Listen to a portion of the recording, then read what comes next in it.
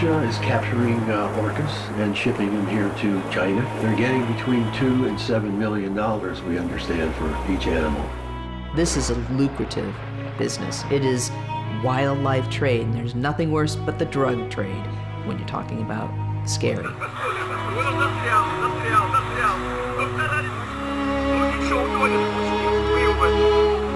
So this is the location that the construction worker told us that the marine mammals are held in before they're displayed.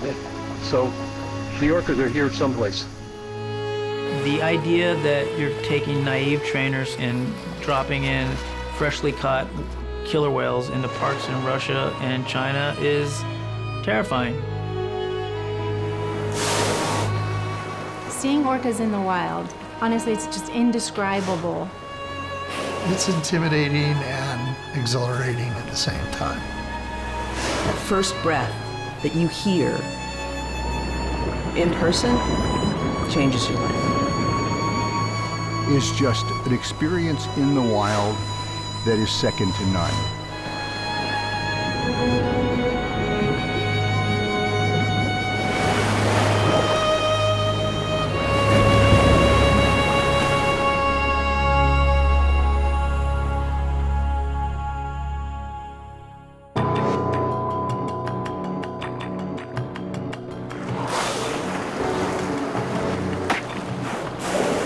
Their Latin name, Orcinus orca, roughly translates as demon from hell.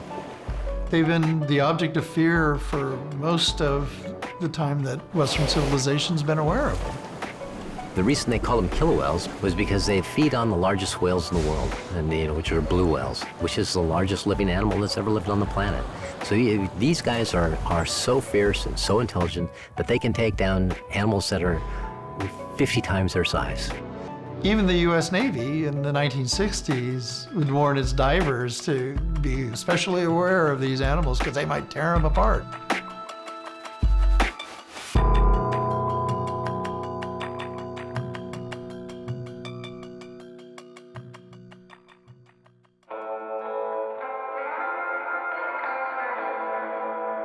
So then in 1965, somebody got the clever idea to capture one of these gigantic beasts of the sea and put it on public display. His name is Ted Griffin. He was the owner of the old Seattle Aquarium. And two men up in Namu, BC called him, said, "We've got a big old male killer whale in our nets." He flew up there, paid him $8,000 cash on the barrelhead for the killer whale, and put him in a floating cage and towed him all the way back to Seattle with his family following behind. Ted Griffin wasn't a saint. He'd killed a number of killer whales in the process of capturing them. But with Namu, he had a very different and close and intimate relationship. Griffin was the first man to swim with a killer whale, a daring act that led to total trust and acceptance. The national and international attraction that this animal brought also changed opinions and attitudes about killer whales. So their fearsome, ferocious reputation changed considerably at that time, and it all started with a young male named Namu. But Griffin wasn't done yet, not by a long shot. He actually wanted to get a mate for Namu, so he decided to go out and capture a female. But that didn't work out because they didn't get along at all, and she rammed him all the time. So these two guys from San Diego who had a new marine park down there showed up shortly after and asked if they could buy a killer whale from him, and he said, "Well, I have this calf here for you." And they named her Shamu, which was a combination of she and Namu. Thus, the legend was born.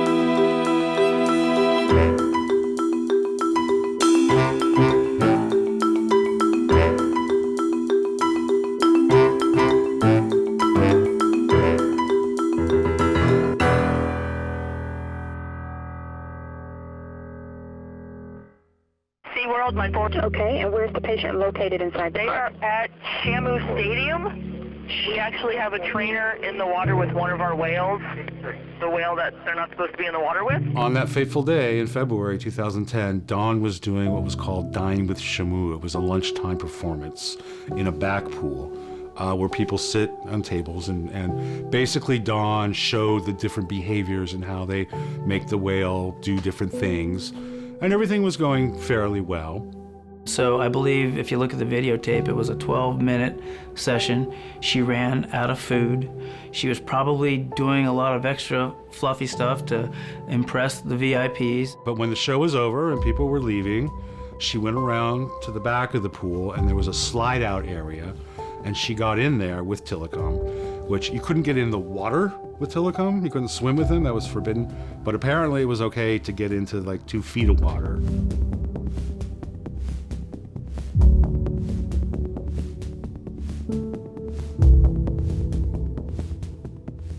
This is the third time this killer whale has been involved in the death of a person over the past 20 years. In this case, it was a seasoned trainer who had worked at this park for 16 years and knew the animal well.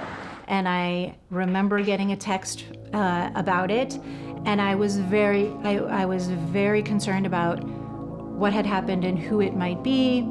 Regardless if it's somebody I knew or not, it's just one of those, you can't help but, oh my goodness, what's going on?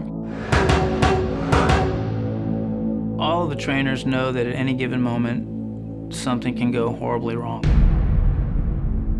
SeaWorld claimed that Tilikum wasn't aggressive, showed no aggression towards Dawn during that session, and that was the company line. It was just shocking and unbelievable that they would even attempt to do that. We knew, pardon my French, that it was BS, it was bullshit. Did he mean to kill her? Probably not, because he had a relationship with her. She was one of his social partners. He knew her for many years. I don't think he meant to kill her, but we are very, very fragile compared to an orca. So I think afterwards, while she's under an awning that they put there until the coroner came, and Tilikum is in the medical pool, and he's completely inert. He's just floating there like a log. He's logging. The energy's gone. The frustration is gone. And I imagine his brain was ticking over at that point with, what just happened? And I've always felt, every time I see that footage, very sorry for everybody involved, including Tilikum.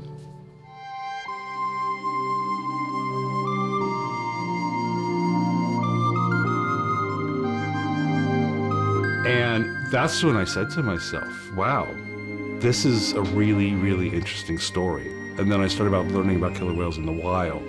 So the focus, it didn't change, but it expanded from just this incident and the corporate response and the government intervention to the whole question of captivity.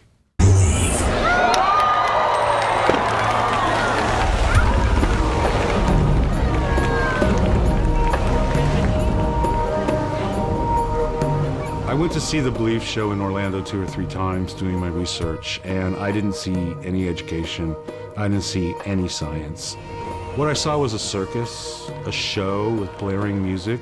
I saw them kissing, I saw them doing backflips, I saw them splashing the audience at the end of the show, and I saw trainers who were basically just dancing on the side of the pool. It was stupid. I just didn't understand it at all. As long as we call it entertainment, education, research, or conservation, you can do whatever you want to do. And so the children walk out of this park miseducated, confused, and it's teaching them that abusing nature is okay.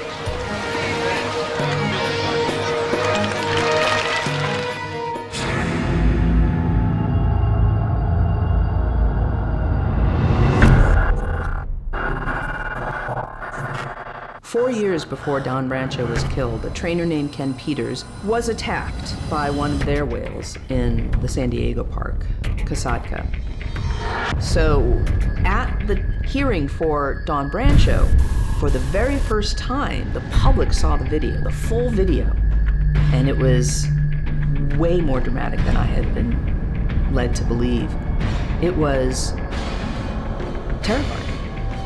He looked terrified. And I don't remember how many people were in the courtroom, but everybody was holding their breath. And they knew how it ended, and they were still holding their breath.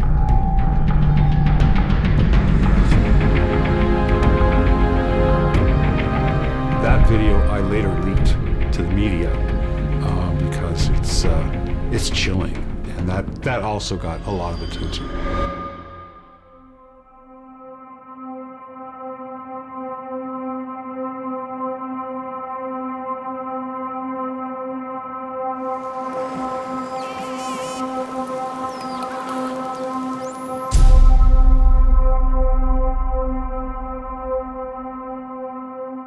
I do think one of the reasons why this changed everything was because people do have a history with SeaWorld that is nothing but positive.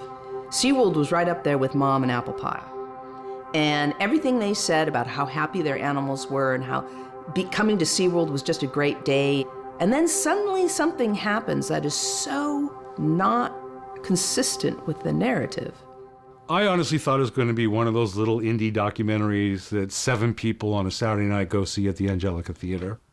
It did not turn out that way. It had record crowds starting at Sundance on, and Magnolia Pictures did a really, really smart thing. At Sundance, they sold it to CNN. And when CNN aired it, that was it. So in the wake of all this, SeaWorld pushed back very hard with the PR campaign. They set up a website called The Truth About Blackfish that had 69 points in it, and did this massive advertising campaign that was designed basically to castigate the cast and crew of the film. 69, I was very intrigued with this number. Kind of says it all, really, doesn't it? Couldn't find 68 or 70. And some of them were really, really funny. I mean, they were hilarious. They took one of my scientific papers and distorted the heck out of it. And it was so distorted that it was really, really funny. So they started their Ask SeaWorld campaign. How many of you guys saw this? Hi, my name is Allison, and I'm a killer whale trainer here at SeaWorld Orlando. We received a question from Annalise asking if killer whales could hear their trainers talking. Well, the answer is yes, they can hear us talking, but the more effective way to communicate with them is through hand signals, which asks them for behaviors, and our whistle, which lets them know that's what we were looking for, and that some type of reinforcement is on the way. Thanks for your question, Annalise. For more information, visit AskSeaWorld.com. They lie to people about these animals and their life history and their behavior. They tell people dorsal fins collapse naturally. They tell people that it's perfectly normal for killer whales to live about 25 to 35 years. It is not perfectly normal. Their lifespan in nature is a lot longer than that. It varies depending on the ecotype, but we know that orcas in the Pacific Northwest, for example, can live into their 60s, 70s, 80s, maybe even their 90s. So for SeaWorld to tell people that, that's just offensive to me.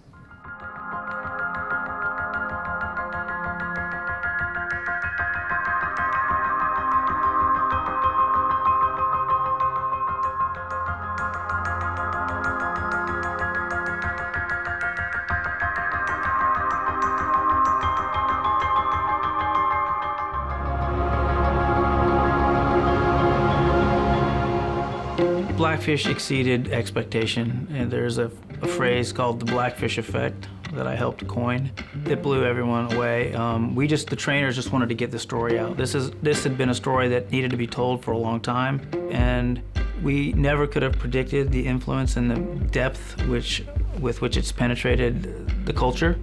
I would say the Blackfish effect, it had a horrible impact on SeaWorld. On attendance, on stock prices, on reputation, on corporate partners, on entertainers coming. I mean, the list goes on and on and on and on. So Blackfish shot an arrow into the heart of that business, and it's still struggling. They didn't kill it, but they wounded it. On the flip side, it changed attitudes, kind of like what happened with Namu back in 1965. The animal activist movement has been around a long time. The Blackfish effect is like a jumbo booster shot that has kind of sent it, at least temporarily, into the stratosphere. I mean, I can say it. I just don't think, after my 2 years of making this film, going from taking my kids to SeaWorld to where I am now, I don't think it's a wise place to spend your money. I hope people don't go.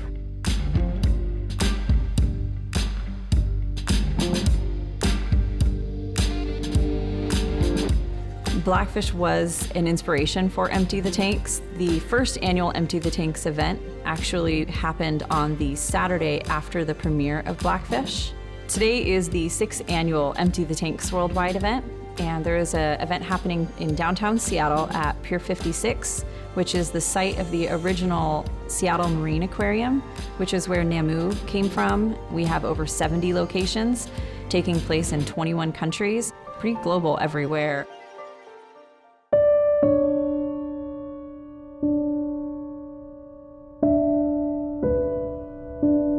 The world's 3 loneliest orcas would be Shemank in Argentina, Lolita at Miami Seaquarium in Miami, and Kiska at Marineland in Niagara Falls, Ontario. Kiska has remained at Marineland Canada ever since, and she's roughly 42 years old now. Over the years, she's had 5 calves, and all 5 of them are now dead. And now she's left in entire social isolation, not even with a dolphin. Kiska has been alone for just over 6 years now, entirely alone. And I can't imagine what goes through her head being so alone and in such a barren tank with not even weeds in it.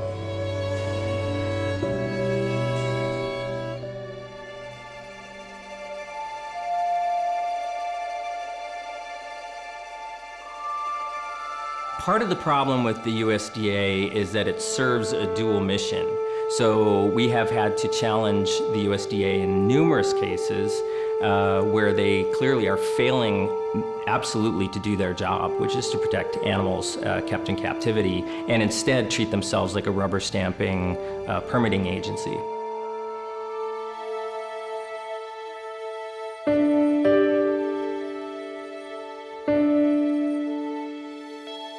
Breaks my heart to have to talk about Hugo or even think about Hugo. He died of brain aneurysm from ramming his head into the concrete walls. Suicide. He died of suicide. This aquarium put him in a dump truck and took him to the dump, the city dump, and just dumped him like that.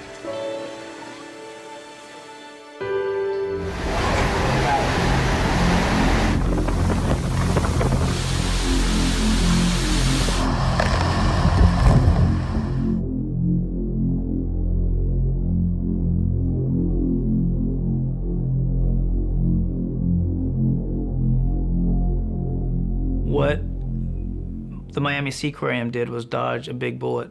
You had a Cat 5 storm coming right at Lolita in an aged stadium that would have surely ripped the roof off that stadium, but at the last second, Irma jogged left and ended up heading to Tampa. If that little jog in direction hadn't have occurred, I don't think Lolita would be alive right now. The idea that they did not move her out of the way of that storm is unfathomable.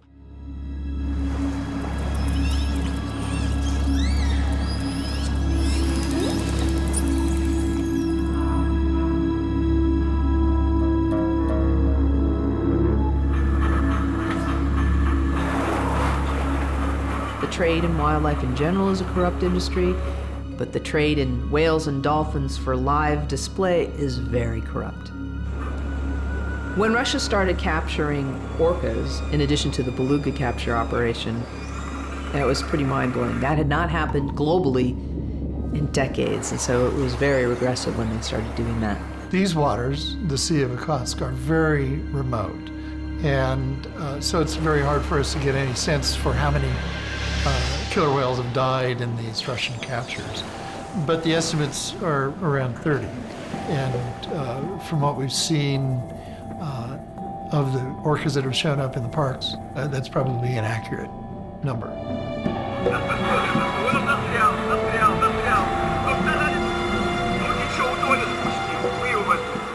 What we do know is that they captured an 8-year-old female named Narnia and a 6-year-old male named Nord. And those two captures did not eat for the longest time. They later added a young female named Juliet to the mix.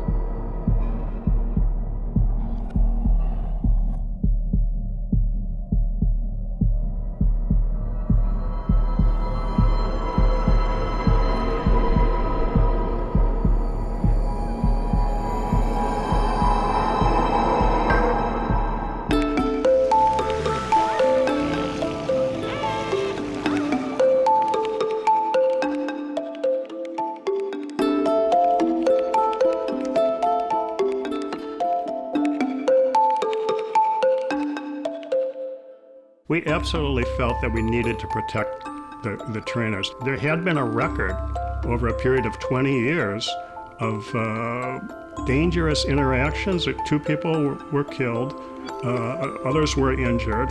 Dawn Branchow's death was what brought the case forward, but it was only 2 months before that, on Christmas Eve, 2009, when a trainer was killed in the Canary Islands. Again, unanticipated. Just happened. SeaWorld fought very hard to keep trainers in the water. Their argument was that they could predict behavior 98 to 99% of the time, and they did some simple math based on all of the interactions that they added up over the years and said, well, we can predict behavior this accurately. And the counter argument, of course, is that what about that 1%? One of the judges of the panel was eventually nominated to the Supreme Court, but never got there, and never even got to a Senate hearing. And then SeaWorld changed its attorneys at that stage, and they actually got Antonin Scalia's son to represent them, which added some political flavor to the proceedings.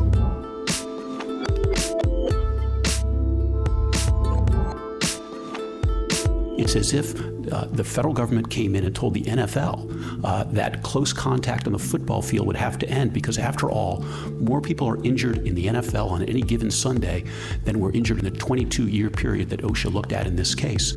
Now, we only responded to that in a sentence or two in our brief, but at the oral argument, this was the main argument that the lawyer for SeaWorld made.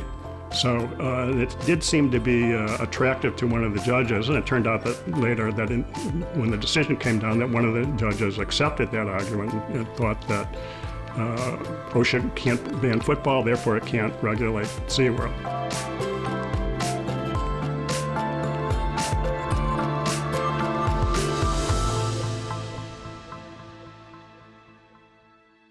A fundamental flaw in Eugene Scalia's argument comparing playing in the NFL to training orcas is simply that when you're in the NFL, you're playing against other people. Dawn Brancheau was taking a risk, and with an animal who's 25 to 50 times the size of a person and has such incredible power, the risk can't even be estimated.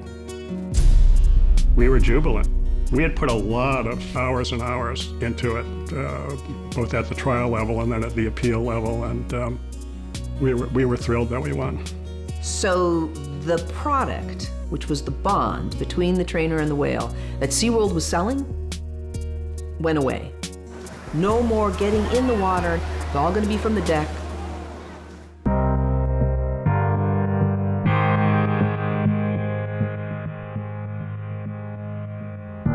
The singular thing that focused me on this issue was the film Blackfish. So we sat down with my staff, we devised a plan for legislation, and out of that was born AB 2140. The next step for us was to draft legislation, which we did, and then to announce it to the world, which we did at a press conference in Santa Monica on the Santa Monica Pier. AB 2140 will end performance-based entertainment for all orcas in the state of California. It will end captive orca breeding, and it will end the import and export of orcas into and out of the state. And lastly, it will limit the type of human interaction for trainer safety. SeaWorld immediately went into crisis mode. They reacted very strongly to the bill, as we knew they would. But this is also a very political place. SeaWorld has had a presence in the Capitol for many, many years. And so we were up against a very strong, well-funded operation. And the bill didn't make it out of its first committee.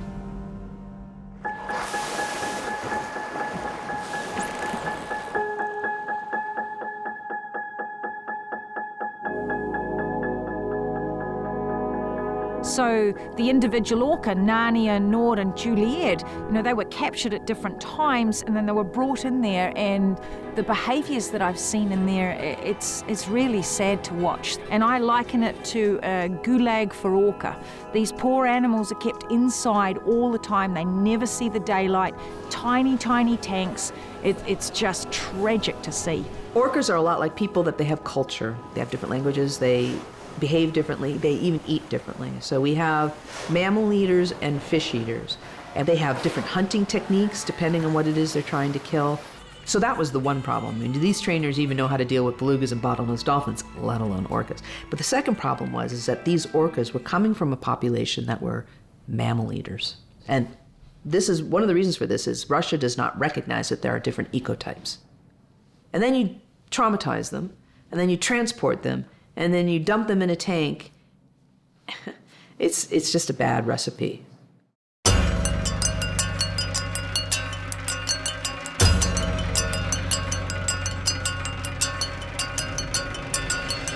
The Chinese society is experiencing a tremendous change from virtually no middle class at the turn of the century to one that would reach 800 million by 2025. The consumption that is pursued by the Chinese middle class has gone even more rampant.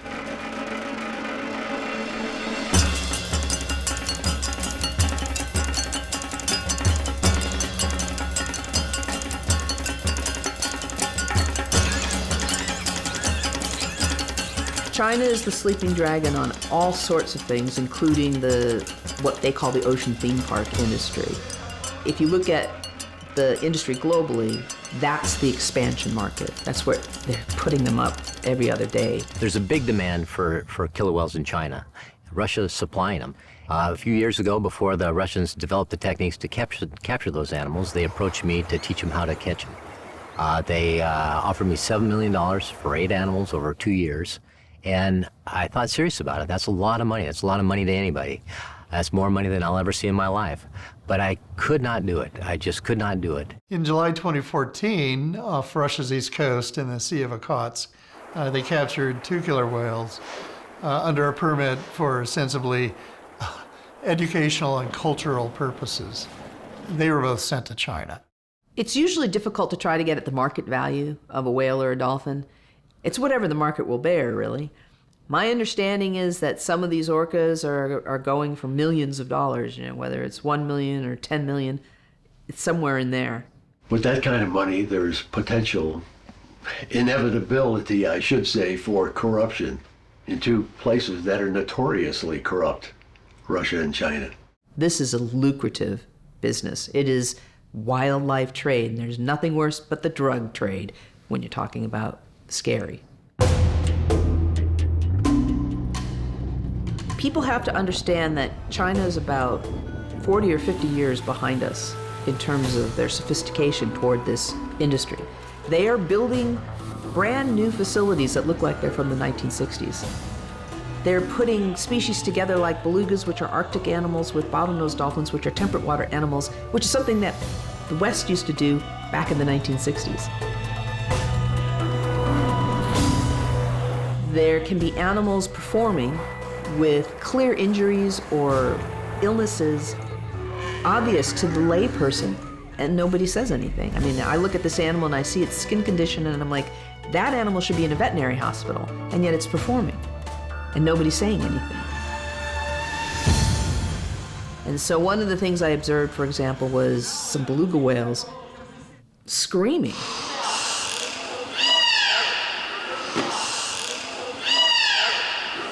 It was a bizarre vocalization. It wasn't natural at all. It was in air. It was completely bizarre. And if I had to take a guess why they were doing it, it was to get the attention of their trainers who were wandering around and not paying the slightest bit of attention to them. Again, not appropriate. From a safety perspective, I'm very concerned about some of the things I saw in China. For example, and again, I've never seen this before in the West, the dolphins were actually going over a low wall that separated two enclosures. And the reason that's a problem is, one, that's not what you want them to do. You don't want them to be in that enclosure. You want them to be in this enclosure for husbandry reasons. So they're just doing what they want, which is never a good thing. Historically, in the West, you would see all sorts of silly pet tricks and circus type things that are gone now.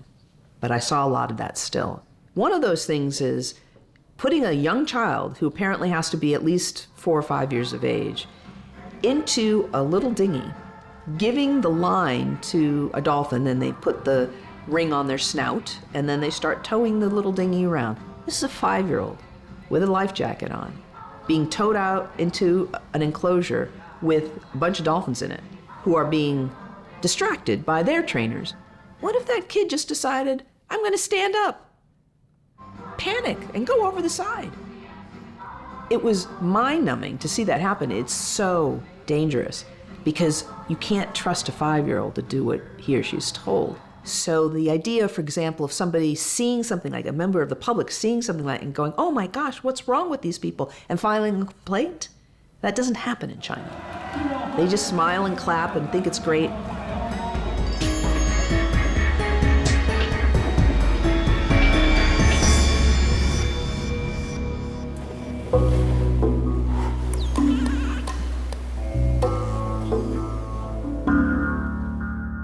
And in the midst of all of this, there apparently had been some sort of dialogue started between SeaWorld's Joel Manby and the Humane Society of the United States' Wayne Pacelle, who was their CEO. And that dialogue had been started by a mutual acquaintance who was a former congressman. So suddenly, in March of 2016, very much out of the blue for me and for everybody else who knew nothing about this dialogue between the Humane Society of the US and SeaWorld, we hear this announcement that SeaWorld is going to end its orca program through attrition.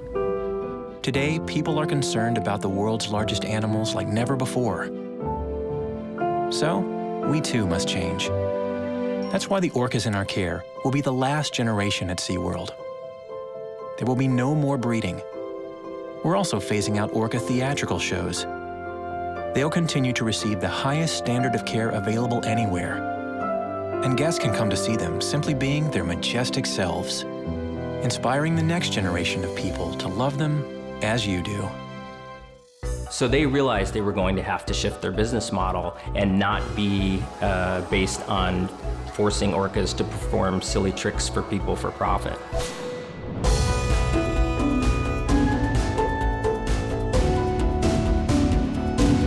I want a state law that says that for California, there will never again be breeding in captivity, and there will never be a place where orcas can be taken and kept in captivity.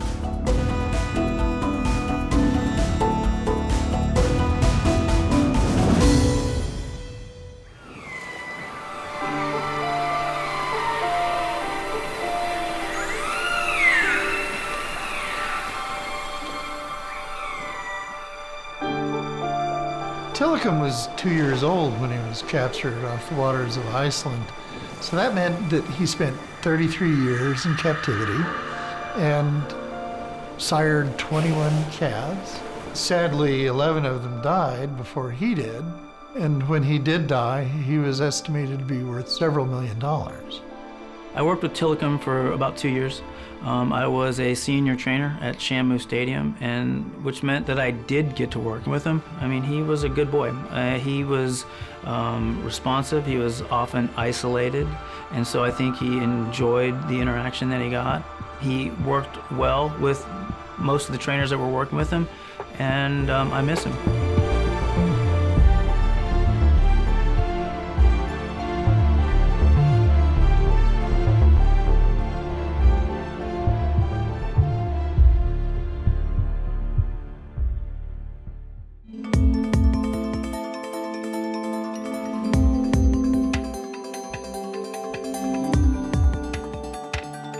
I was taking SeaWorld's pledge and putting it into law because for two reasons. One, it made sense to start there. They had already done the work, but the second reason to take their language was to test the truthfulness, to test the honesty, to test their real intent here, which was, listen, I've taken your exact pledge. Word for word, I've changed nothing. And I'm just gonna put it into law. That's all I'm gonna do. Because SeaWorld, I don't want another company to come in and do what you're pledging not to do. That's unfair to you. I'm gonna prevent that competition. You would have thought they would have jumped all over that, but no, they did the exact opposite. They made sure it didn't happen. They viewed actually media on this issue as a bigger threat than the bill. SeaWorld's business model is to display captive animals, and I think that is one reason why SeaWorld fought voraciously not to get the bill passed in Florida, because I would not be surprised to see orcas in Texas and Florida being shipped to China.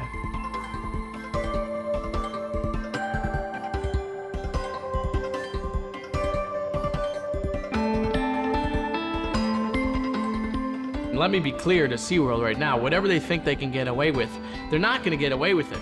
They start playing around with this, they start tinkering, finding little holes in the law, they start getting cute, the public is gonna react, and the reaction is gonna be swift. And people are not gonna go to the parks that bear the SeaWorld name if they're engaging in this behavior. I mean, corporate boycotts matter, and you wanna change corporate behavior, don't give them your money.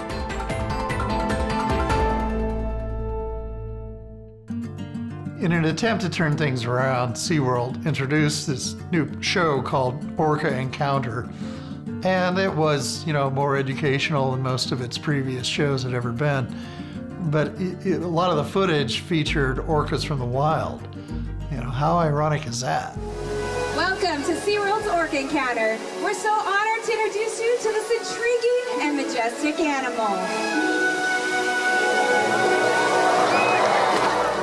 When SeaWorld says it's providing enrichment to its animals and exercise programs, it's nothing new. The animals have a regimen of sessions that are conducted with them all week long. Some of those sessions are called enrichment, some of them are called exercise. These are just PR terms. They have very little real meaning, in my opinion. Corky, ladies and gentlemen, is the oldest whale here at SeaWorld. She is 53 years old. And every day she impresses me with her docile nature and her sweet personality. Operant conditioning is certainly an issue, and trainers of animals use operant conditioning. The problem is, what are we conditioning the animal to become? And basically, we are taking them out of their natural way of being and turning them into robots who do tricks. And operant conditioning is very effective for doing that. They're doing the show for their food. It's the only animal in the zoo that has to do a show in order to be fed. We had the Jumbotron back when I worked there, and we also showed pictures and video on that big screen of orcas in the wild. And I can remember the orcas in the front pools while that video was playing, just spy hopping and looking at those videos of wild orcas. And I thought, what must be going through their minds to see that? Because they're clearly interested in it. The tricks really aren't any different. The trainer is telling generally the animals to do it behind the scenes. They come out, they do their trick, and then they go back behind the scenes to get their fish. But what has changed is the facade for the humans, what we see sitting in the stadium. We see trees and running water and fancy rocks and all of this sort of thing.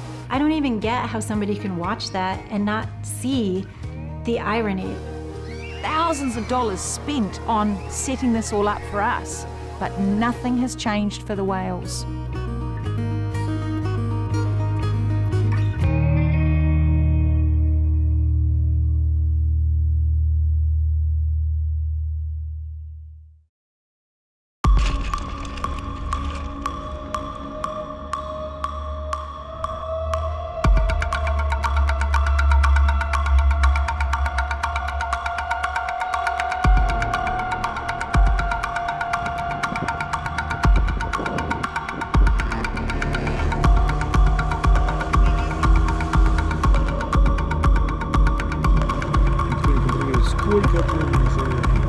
сколько погибло животных во время отлова.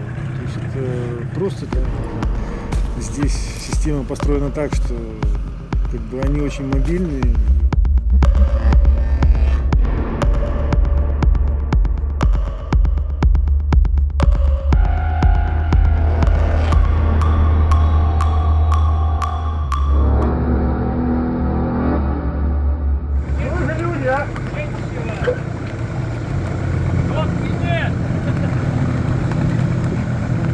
А со стороны отловщиков на ваш адрес уже поступала, была открытая угроза и что, стрельба? Да, то есть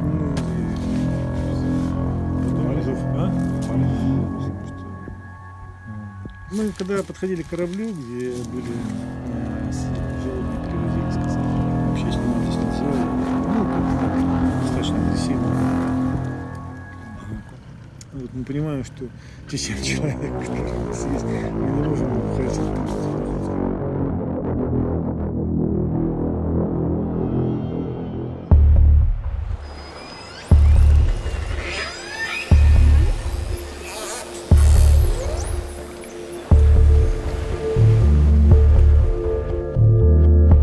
Over the years, people have asked me, what is the worst thing that happens to these animals in captivity? And I very often have responded by saying they're bored. And people go, well, that's not so bad. It's terrible. If you're bored all the time, it can cause depression. It can affect your health. And eventually, it can cause health problems that might even kill you. Depression kills. Dolphins and whales and porpoises are echolocators.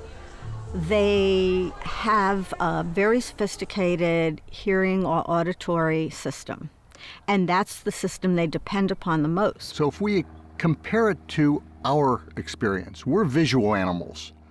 So living in a concrete tank for an orca may be very much like me living in a 10-foot by 10-foot room with 10-foot high ceilings. Echolocation has two purposes.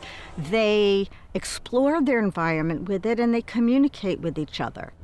At first they're going to get back a lot of echoes, and eventually they're going to realize that there's no information coming in at all. There's nothing to echolocate on.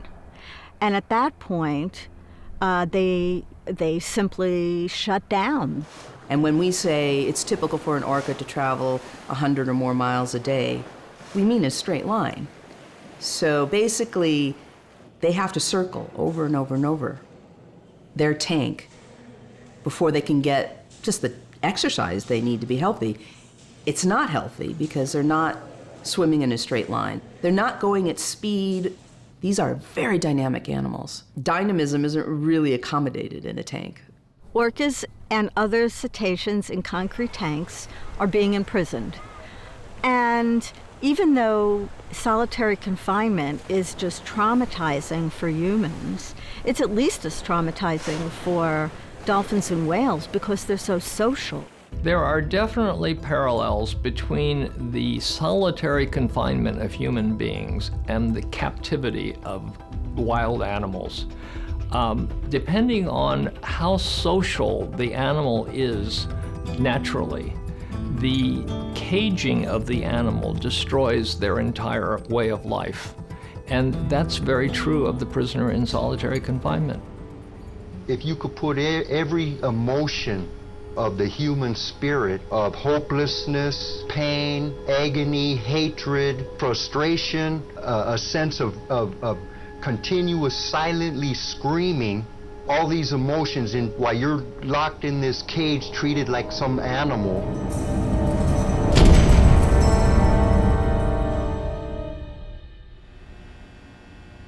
Prisoners very frequently report to me that they are becoming something other than themselves. So people who were previously gregarious find themselves uninterested in relating to other people. People who were peaceful and empathic find themselves being bitter and angry and wanting to hurt somebody. With the orca, what we're doing is removing them from their natural habitat, their family, their community, their complex communication system, and we're putting them in a cage where there's nothing for them to communicate or no meaningful activity for them to do.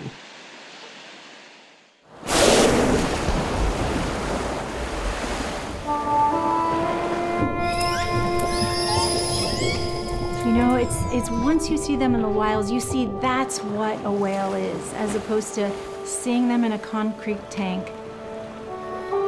doing tricks. That's not a whale. That's not a whale. So the idea that they spend all this time doing nothing, floating like a log, we call it logging. It's very unusual in the wild to see them do that for more than 2 or 3 minutes at a time. They do it for hours at a time in captivity.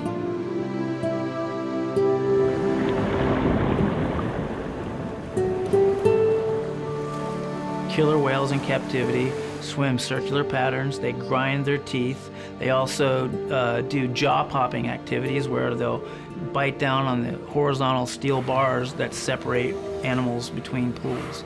They have deformities that come directly from captivity, including collapsed fins and broken teeth. And they're kept kind of on the verge of hunger in captivity because that's a control mechanism, and it's one of the only control mechanisms we have over them as trainers. So they're always on the cusp of being hungry. We've been telling the same lie over and over again, and if you keep repeating the same thing over and over again, somehow it becomes the truth. And so I see all of these people at the park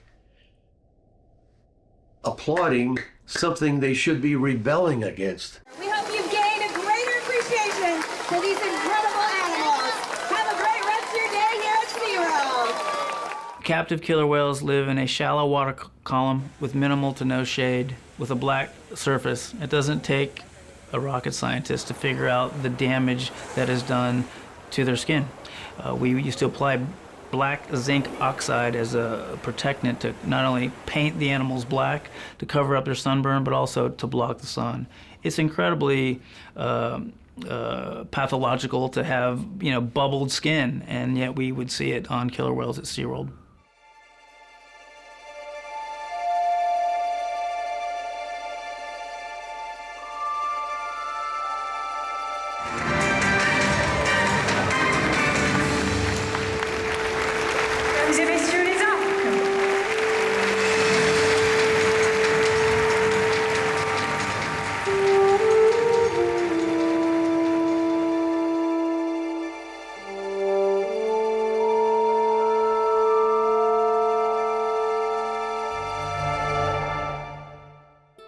The social structure of the orcas in the wild is completely different than the social structure that is manipulated and set up in the captive environment.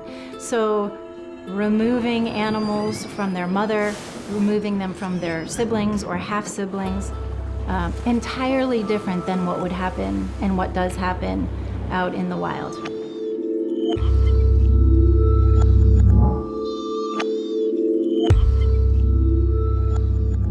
Separations are gut-wrenching. It involves separating a mother and a baby and using gates and a crane. These animals are smart, and they know when a crane rolls up, either it's one of two things: someone's leaving, someone's sick, and in other cases, someone's dead. Kalina was the original baby Shamu, so lots of fanfare surrounding her birth. I had the opportunity to work closely with her when she was young. I was honestly shocked when I learned that we would be moving her from the park in Orlando and that she would be removed from her half-sister, from her mother, and be sent to a park where she would not know anybody. It was heartbreaking for me. When I spoke out about it, I was mocked, I was ridiculed, and I couldn't get over that. I was ridiculed, and there was nobody else that seemed to feel the same way. So the night that they removed Kalina, I observed Katina, her mother. I have never seen Katina act anywhere near the way she acted that night. And it was clear to me that what I was seeing was grief. I mean, there was no other word for it. In the corner of a tank, vocalizing, there's nothing else to call it but screaming, screeching, crying. And it was so powerful. You know, I did my job that night, and I stayed and I watched it and I documented what I saw. And it wasn't until I got in my car, to go home that it really hit me, like what I had just been involved in. And this is what I ended up doing, is I started crying on my way home. And that's not the only time that Katina has had to go through this in her life. She's had 5 out of her 7 calves removed from her in the time that she has been in captivity. If someone were to take away my son when he was younger, say 4 years old, 5 years old, I would be entirely lost. I would have no will to live anymore. It's something I really can't imagine.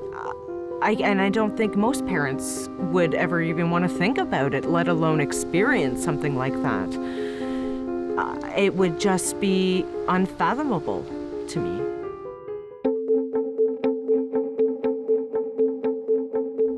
I've said that orcas are the brainiacs of the planet way before humans were, and that's absolutely true. That's a fact.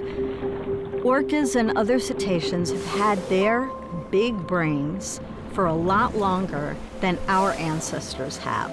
The parallels between orca and humans is almost uncanny, constantly reaching out and touching each other and reassuring each other. And this tactile behavior, it doesn't matter whether they're even in captivity, you still see that. The kind of a mind that an orca brain produces is a mind that is sophisticated, complex beyond our comprehension, a mind that integrates feelings and emotions with thought, a mind that integrates vision and hearing in ways that we don't understand. When I looked into the eyes of the whales that I was working with, especially the ones that I was working with the most and I was most connected to, I saw friendship. I saw, hey, cool, something to do, somebody to interact with. I saw intelligence. I saw, what do you want me to do next? I saw, how can I make you happy? I saw all those things. I mean, they're looking back, they're tracking you, they're watching everything that you do, and you definitely know somebody's home. So Shamu, if you're ready, let's go for it. And they're communicating with you using nonverbal communication, just like 2 humans. And they each have their likes and their dislikes. And one of the coolest things about working there is developing your own personal relationship with your particular whale. When you look at the orca brain through an MRI image, what you see are many features that actually exceed the human brain in terms of elaboration. So if you look at a part of any brain and you see a lot of tissue packed into an area, you know that is important for that species, that they're doing something really exceptional or really sophisticated or complex. So when we talk about the human brain having gray matter and wrinkles, they have more. Killer whales are such an intelligent animal. When we're working with them, whether it's in captivity or in the wild, it's like playing 3-dimensional chess. You just don't know what they're going to do next. Well, intelligence, I wrestled with that word for many years during the Flipper TV series. I lived with those dolphins for 5 years, and I've come to believe that dolphins are not more intelligent or less intelligent. They're simply different than we are. What's really clear is that feelings and emotions come into play in orca and cetacean psychology in a very, very intense and very, very fundamental way.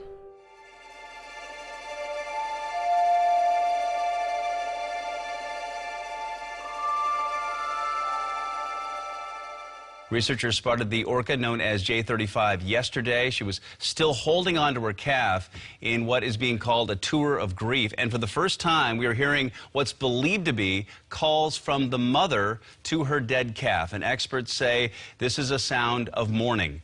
It was recorded by one of the Whale Museum's underwater microphones.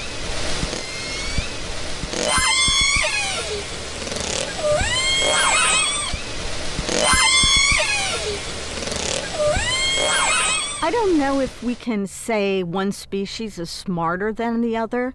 What I can say is that orcas are comparably complex and intelligent, on a par with humans. It is a mind that is so complex that it cannot survive in a concrete tank. It doesn't fit. It's like putting a square peg in a round hole. It doesn't go.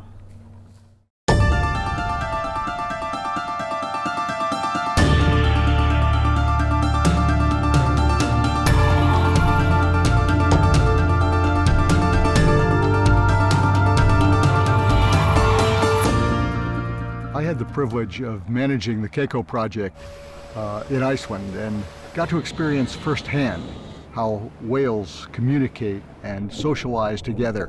One day when I was in a helicopter, and Keiko was about 10 miles offshore adjacent to our boat.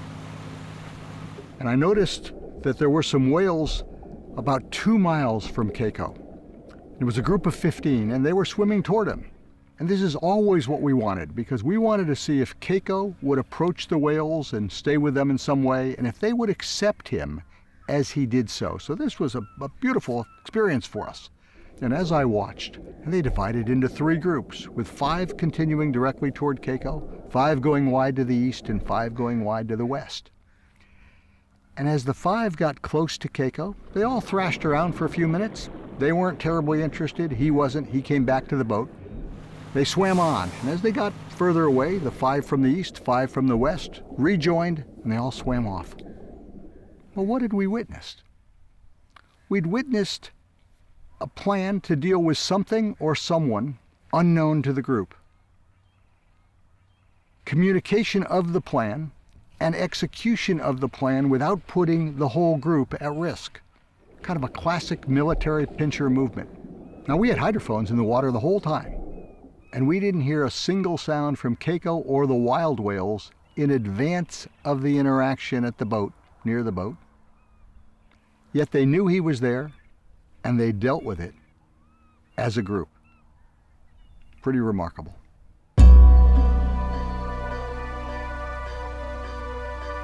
I think what the National Aquarium in Baltimore is doing is incredible. I think they are showing the leadership that needs to happen within the captivity industry. They recognize the fact that this is a dying industry. This isn't something people want to be a part of. People don't want to see dolphins in concrete tanks. They don't want to see orcas jumping around, doing circus tricks. And they're taking that initiative and they're creating a sanctuary for their dolphins. We need to get out of that awful era that we've been through for the last 100 years of caging animals. It's an exciting experiment because everything we're doing is groundbreaking. And there's something about that that's, very satisfying to give these dolphins the opportunity to truly thrive.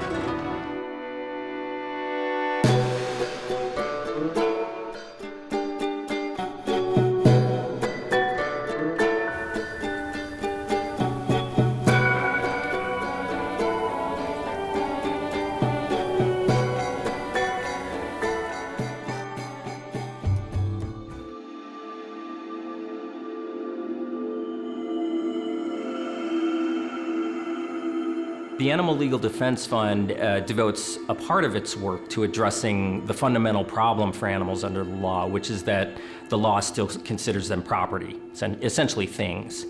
The Non-Human Rights Project, who we work closely with, Steve Wise has a vision that he can end that with one big case where that would recognize personhood specifically. Mr. Weiss, I believe your argument. Thank you, Your Honor. Every time I walk into a courtroom, we are concerned that we're going to be encountering a judge who believes that the term person is synonymous with the word human. Person means that an entity has the capacity for legal rights. The landmark lawsuit was brought on behalf of Tommy, who lives caged on his owner's property in Gloversville. The first client that the Non-Human Rights Project had was a chimpanzee named Tommy. In fact, Tommy still is our client, and the latest decision that came down in one of his cases was just 2 weeks ago. It's, are you a human? You have rights. You're not a human, you don't. Now, the High Court of New York rejects 96% or so of all the cases brought before them, not on their merits. They just decide that they aren't going to accept it. That was on May 8th of 2018. However, along with that came an extraordinary concurring opinion by Judge Eugene Fahey. Judge Fahey called the situation in which a chimpanzee can essentially be, confined to a cage and for life, a, quote, manifest injustice, unquote, and said that the courts of New York needed to hear the case, and he chastised the courts who had not heard the case. Judge Fahey's decision, we think, will have influence beyond the state of New York.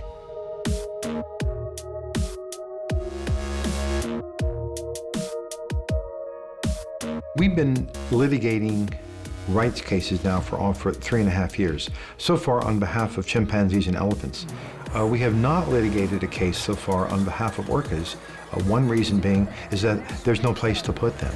The Whale Sanctuary Project, we're hoping, is going to be highly successful, and so once it's up and running, at that point, that major obstacle to us being able to file a lawsuit against SeaWorld will have been removed. The fact that killer whales are still being used, in shows like in SeaWorld is a disgrace. It ought to be illegal. By the time the Non-Human Rights Project is finished, it will be illegal.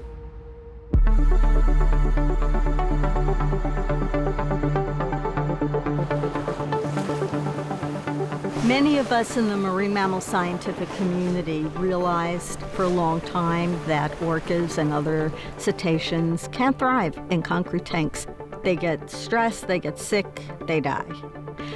But there's no alternative for them, because if they're born in concrete tanks, they can't just be dumped back in the ocean. And we realize from looking at what exists for other animals that the step that needs to be taken is sanctuary.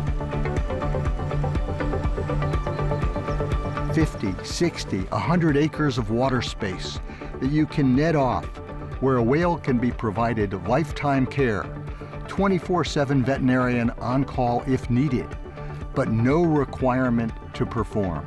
Do what you want while we provide enrichment, a sanctuary that would be at minimum 300 times as large as the largest tank that orca are performing in.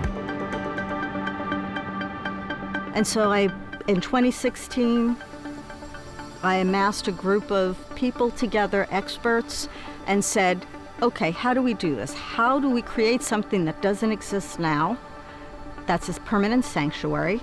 I can tell you unequivocally that we have a dream team on the Whale Sanctuary Project. If we can't do it, nobody can do it. And we'll do it. We have sanctuaries for tigers and elephants and all of the other animals that maybe get retired out of a circus or some sort of wildlife park. But there are no sanctuaries for whales, dolphins, and porpoises that have come from captivity, cannot be released back into the wild because they're not competent, they don't know how to hunt, they don't know how to kill. We want to have an alternative. But how do you find it? And so we started out looking in Google Earth and looking at nautical charts on the Pacific Northwest and on the Atlantic coast, British Columbia and Washington, Maine and Nova Scotia.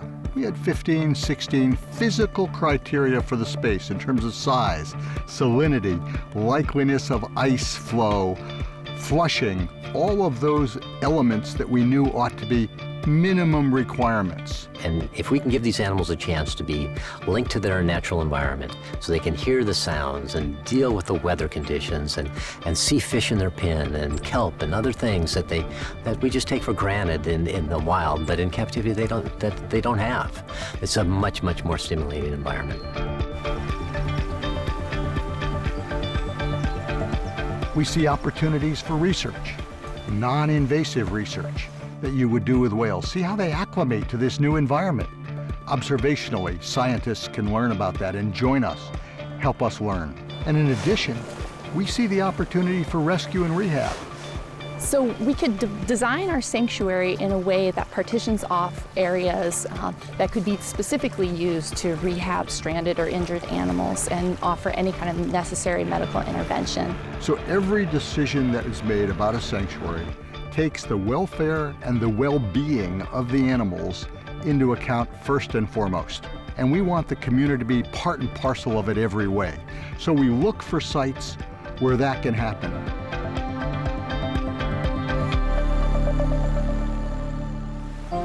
This site here is almost 2/3 of a mile long.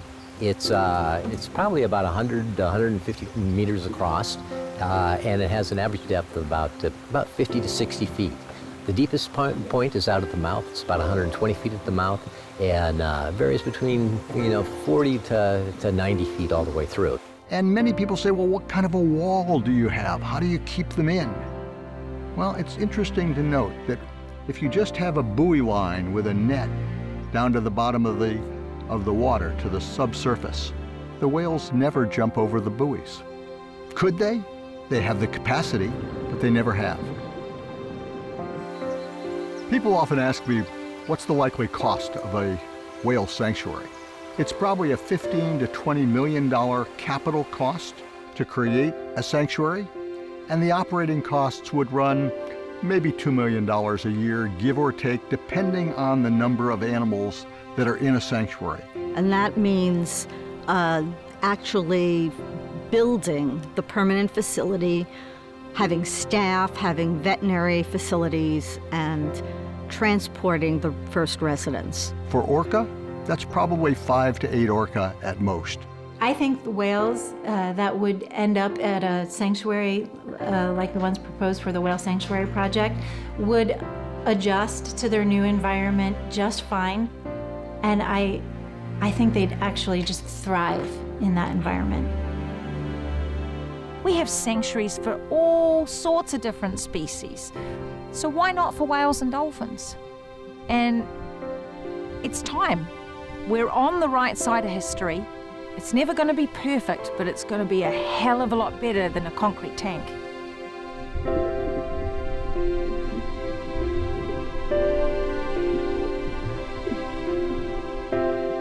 At some point, we need to be doing this hand in hand with people in marine parks who want to join and move their animals to sanctuaries. Critter cams are not uncommon today. We can have a critter cam experiences part of this environment, not only underwater, but above water, and it's a natural experience, and it's teaching children and adults about nature from nature. They would still need to be trained for husbandry behaviors and veterinary behaviors. There would still be jobs for trainers, and there would be footage to show people, and it would all be in this natural habitat, and the whales would be better off in terms of their welfare. How can that not be a win-win solution for them? Some say, free the whales.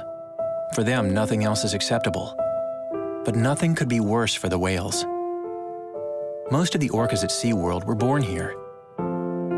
Sending them into the wild wouldn't be noble. It could be fatal. When they freed Keiko, the killer whale of movie fame, the effort was a failure and he perished. As a retirement project, it was a 100% success. He lived in his natural habitat. He was born in Iceland. The health problems he suffered from all cleared up. He thrived for 5+ years. How is that a failure?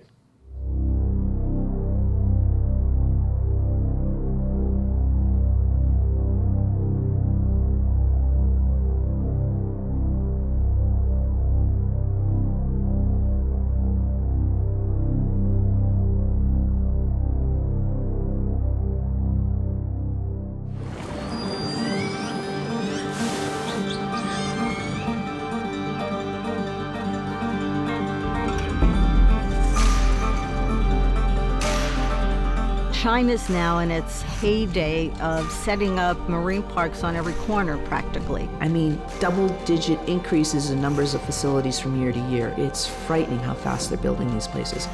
The idea that you're taking naive trainers, so to speak, and dropping in freshly caught killer whales into parks in China is terrifying. I'm not sure we'll ever hear about it if something happens, but something will happen. And we don't even have accounts of how many die in the tanks or in the transport, but they just keep coming. There's no functional breeding program. They are getting all of their animals from the wild. Belugas, bottlenose dolphins, and now orcas. It's absolutely a disaster in the making.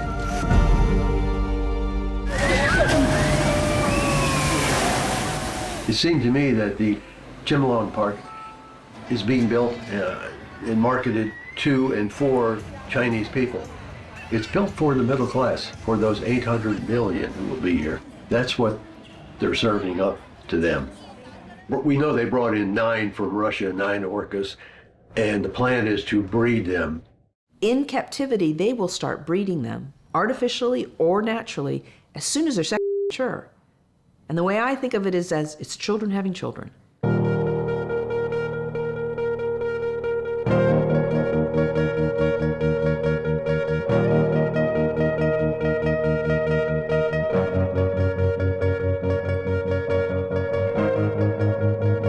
They're in a building in a warehouse somewhere right now, but how many survived the capture and the transport, we don't know. We have the warehouse coordinates. We know exactly where it is. They have an army of security people there to keep people out. So they're on high alert. 此处违章人数较多。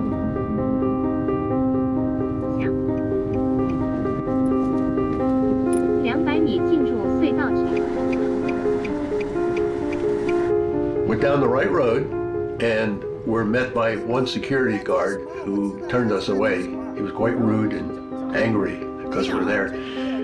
We found another way in. We talked to a construction worker who was very open and honest about it. He said, yeah, right over there, that's where the marine mammals are held. This is the right area. It could be that building right there. That's the GPS coordinates of the 9 orcas we're looking for, right there. We walked through the construction site, which looked like it's going to be a huge tank in the future.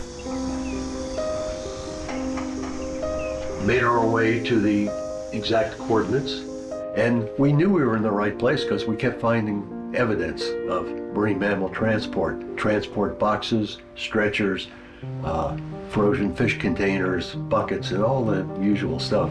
We just saw a truck going by. It's a refrigerated truck. One of the things you want to look for is refrigerated trucks carrying fish. It takes 1,000 pounds of fish every day to feed these 9 whales. That looks like a tank. Federal tank, right?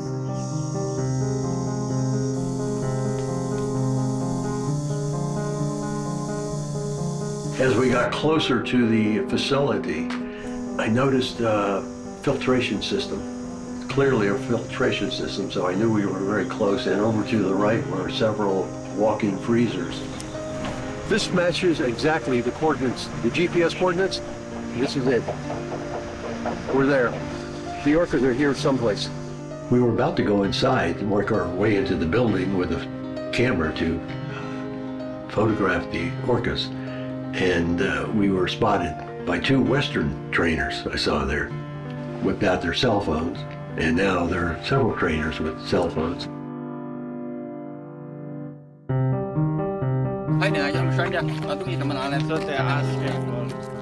Well, they kept us for about an hour and a half, something like that, asking the same questions over and over again. We were very concerned about going to jail. Going to jail in China could be pretty ugly. The reason they didn't call the police is they would look incompetent because somehow we got through their security and got to the building. And they didn't want the authorities to reprimand them for it.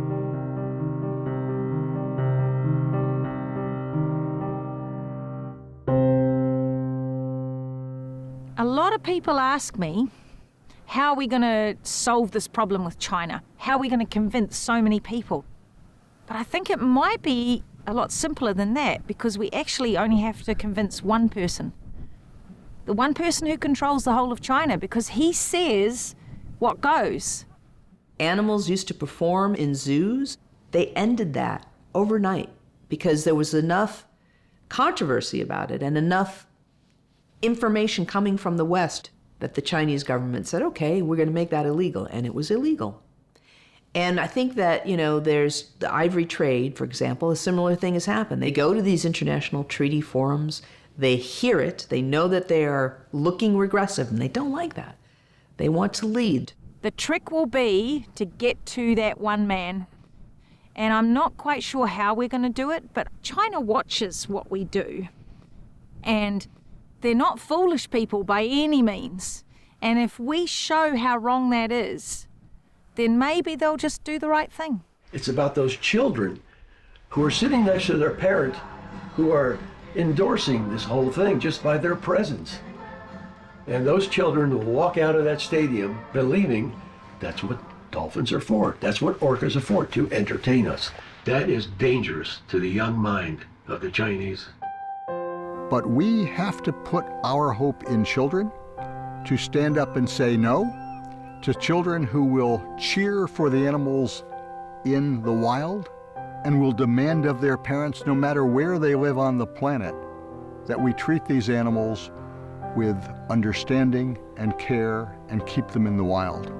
If I were able to speak Chinese or Russian and I was talking to a group of children who thought they might want to grow up and be a trainer, I would tell them everything that I know and everything that I learned about the realities and the suffering for the animals that they would be working with.